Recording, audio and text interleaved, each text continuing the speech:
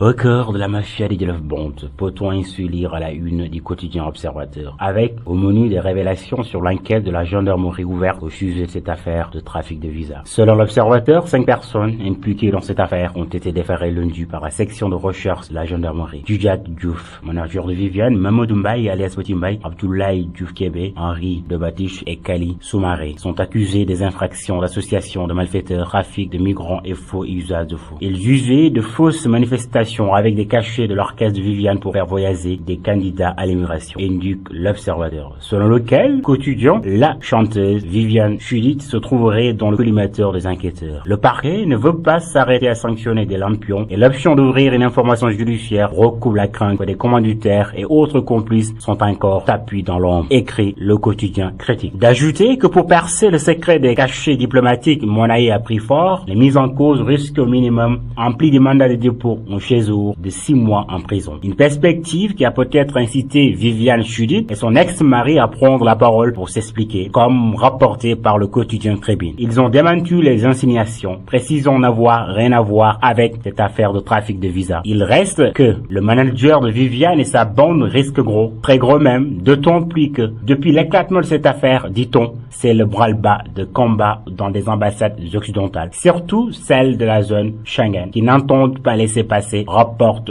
Vox Populi. À en croire ce journal, ces ambassades attendent de pied ferme de voir comment les autorités judiciaires et politiques vont gérer la suite de ce dossier pour mettre un frein au nombreux cas de trafic de visas constatés dans le monde des artistes. Le quotidien s'intéresse à une affaire de drogue ayant viré au drame à Fatick, où un jeune conducteur de mototaxi âgé de 26 ans a trouvé la mort dans une bavure policière. Accusant les policiers d'avoir provoqué la mort de la victime, la famille exige que la justice fasse toute la lumière sur cette affaire qui a mis hier la capitale des Sines sans dessus dessous, selon ce journal. Violente manifestation de Jakartamen à Fatick affiche à ce sujet Vox Populi. La Grand Place s'intéresse à une accusation de spoliation foncière visant Babacar Ngom, patron de la Sédiment, une entreprise du secteur avicole. La commune de Sindia a délibéré 30 hectares au profit de l'homme d'affaires Babacar Ngom, alors que la zone en question fait partie de la commune de Diaguenayo. Une situation qui a soulevé le courroux des habitants. De Degler, un village de la dite commune, indique le journal. Le Soleil continue pour sa part de s'intéresser aux questions sanitaires déjà abordées dans son édition de la veille, en lien avec l'épidémie de coronavirus. Le journal, évoquant la surveillance des épidémies, ouvre sur des déclarations rassurantes du professeur Amadou Sall, administrateur général de l'Institut Pasteur. Notre système est performant. Au sujet du coronavirus, justement, comme sur d'autres liés par exemple à la gestion des affaires publiques, l'AS donne la parole à la présidente des conseils économiques, social et environnemental, l'ancienne première ministre Aminata Touré. Nous avons encore des progrès à faire en matière de bonne gouvernance, en allusion aux résultats des derniers rapports de la Cour des comptes. Les témoins quotidiens rappellent qu'il y a 8 ans, le président Macky Sall entamait en février 2012 sa chevauchée conquérante du pouvoir. On rappelle qu'il n'empêche pas Walf Quotidien de tirer sur les élites disparues oubliées, citant Mamadou Dia, Cheikh Anta Diop, etc. Le Sénégal a mal de reconnaissance, affiche le journal. Le quotidien Enquête souligne à sa une le calvaire des travailleurs du secteur des BTP. Au-delà des licenciements tous azimuts au CDE, consortium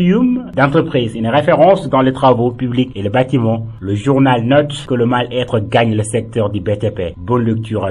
Au cœur de la mafia des Love Bond, peut-on ainsi lire à la une du quotidien Observateur, avec au menu des révélations sur